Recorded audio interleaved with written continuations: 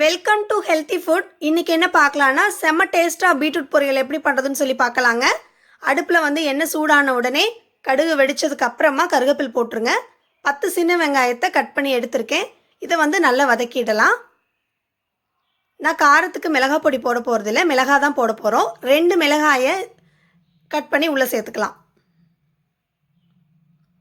இப்போ இந்த வெங்காயம் நல்லா வதங்கட்டும். இன்றைக்கி நம்ம பீட்ரூட் பொரியலுக்கு பீட்ரூட்டை துருவி நான் சேர்த்த போகிறது கிடையாது, நல்லா கட் பண்ணி சேர்த்த போகிறோம். இது கொஞ்சம் வித்தியாசமாக இருக்கும், ரொம்பவும் டேஸ்ட்டாகவும் இருக்கும்.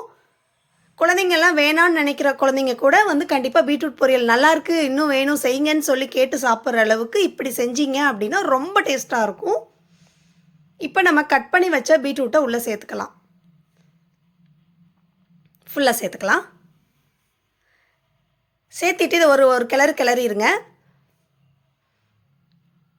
இதில் வந்து இன்றைக்கி நம்ம தண்ணி எதுவுமே ஊற்ற போகிறது கிடையாது, இப்படியே தான் அது வந்து ஃப்ரை ஆக போகுது. நல்ல அடிகனமான பாத்திரமாக பார்த்து எடுத்துக்கோங்க. இந்த பொரியல் செய்கிறதுக்கு வெயிட்டான பாத்திரமாக இருக்கணும், அப்போ தான் வந்து இந்த இது நல்லாயிருக்கும். பீட்ரூட் வந்து தண்ணியே ஊற்றாமல் அப்போ தான் நல்லா வேகும். இந்த மாதிரி அப்பப்போ கொஞ்சம் நேரத்துக்கு ஒருக்கா நல்லா கிளறி விட்டுருங்க. ஒரு 75% வெந்ததுக்கு அப்புறமா உப்பு போட்டுக்கோங்க. தேவையான அளவு உப்பு போட்டுட்டு நல்லா கலக்கிடுங்க. இப்போ இந்த மாதிரி அப்பப்போ கிளறிக்குங்க. இது எப்போ வெந்துருச்சு அப்படின்னு தெரியும்னா நல்லா அந்த சுருங்கி போயிடும் பீட்ரூட்டு. ஒரு எடுத்து வாயில் போட்டு சாப்பிட்டு பார்த்தீங்கன்னா நல்லா வெந்துருச்சு அப்படிங்கிறது வந்து நம்மளுக்கு தெரியும். அந்த ஸ்டேஜில் நம்ம ஆஃப் பண்ணிடலாம்.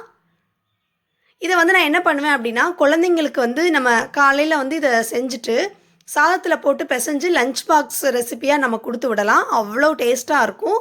குழந்தைங்களும் கலர்ஃபுல்லாக இருக்கனால விரும்பி சாப்பிடுவாங்க, டேஸ்ட்டாகவும் இருக்கும் கண்டிப்பாக. இப்போ இது ரெடி ஆகிடுச்சு, நல்லா வெந்துருச்சு. இப்போ நம்ம அடுப்பு ஆஃப் பண்ணிடலாம். சூப்பரான பீட்ரூட் பொரியல் செஞ்சுட்டோம். இது வந்து சாதத்தில் பிசைஞ்சு சாப்பிடவும் நல்லாயிருக்கும். நம்ம வந்து சாம்பார் கூட சைடில் பொரியலாக வச்சு சாப்பிட்றதுக்கும் டேஸ்ட்டாக இருக்கும். செஞ்சு பாருங்கள். செஞ்சு பார்த்துட்டு உங்கள் கமெண்ட்ஸை ஷேர் பண்ணுங்கள். இதுவரையும் சேனலை சப்ஸ்கிரைப் பண்ணாதவங்க கண்டிப்பாக சேனலை சப்ஸ்கிரைப் பண்ணுங்கள். Thanks for watching.